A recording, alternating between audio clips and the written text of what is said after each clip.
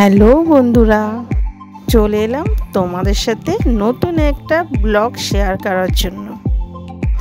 আমি একটা মন্দিরে গিয়েছিলাম। ওই মন্দিরটা এতই ভালো, এতই জাগ্রত যে তোমাদের সাথে ব্লগটা শেয়ার না করে পারলাম না।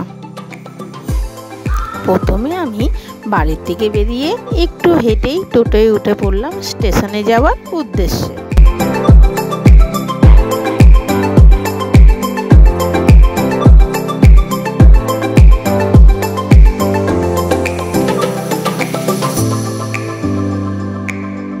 লিলুয়া স্টেশনে পৌঁছে টিকিট কাউন্টার থেকে টিকিট সংগ্রহ করলাম হরিপাল যাওয়ার উদ্দেশ্যে।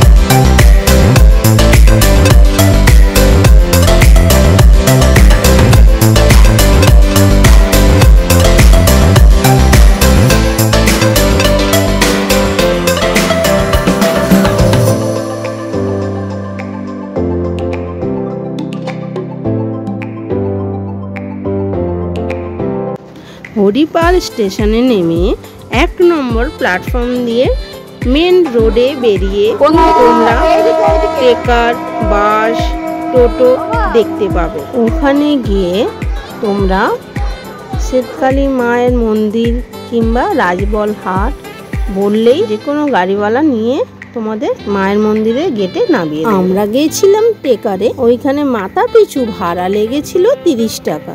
এইটা হচ্ছে মায়ের মন্দিরের মেন গেট, যেখানে উপরে লেখা আছে 1346 সাল চৌঠা আষাঢ়। এখানে এসে লোকের মুখে যা শুনলাম মন্দিরটা 400 বছর পুরনো। এখান থেকে সোজা গেলেই দেখতে পাবে একটা পুকুর, যেই পুকুরে মা আগে স্নান করতেন। এখন ওই পুকুরে মা আর স্নান করেন না। ওখানে তোমরা সবাই চান করতে পারো।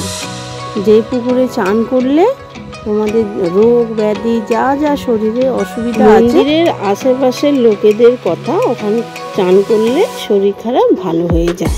চান করে উঠে চেঞ্জ করে তোমরা যদি পুজো দিতে চাও তাহলে মন্দিরের আশেপাশে অনেক ডালার দোকান দেখতে পাবে। ওখান থেকে ডালা কিনে তোমরা মন্দিরের ভেতরে প্রবেশ করবে।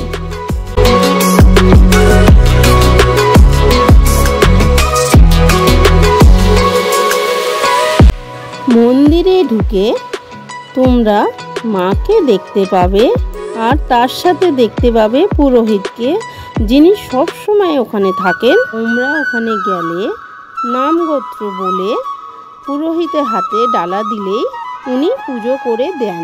ইনি হচ্ছেন শ্বেতকালী মা, যার জন্য আমরা এত দূর এসেছি। তোমরাও যদি বাচ্চাদের নিয়ে আসো, মায়ের মন্দিরের সামনে শুয়ে মায়ের আশীর্বাদ নিতে পারো।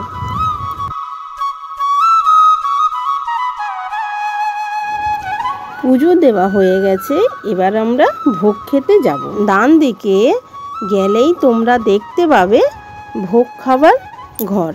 আমাদের যেতে অনেকটাই লেট হয়ে গেছিল, তাই পুরো ফাঁকা হয়ে গেছিল। এখানকার ভোগের মেনু হচ্ছে ভাত, মুসুরির ডাল আর নোটে শাক দিয়ে চিংড়ি মাছের চচ্চড়ি, আর আছে পায়েস। এখানে এটাই সবাই ভোগ হিসেবে গ্রহণ করে।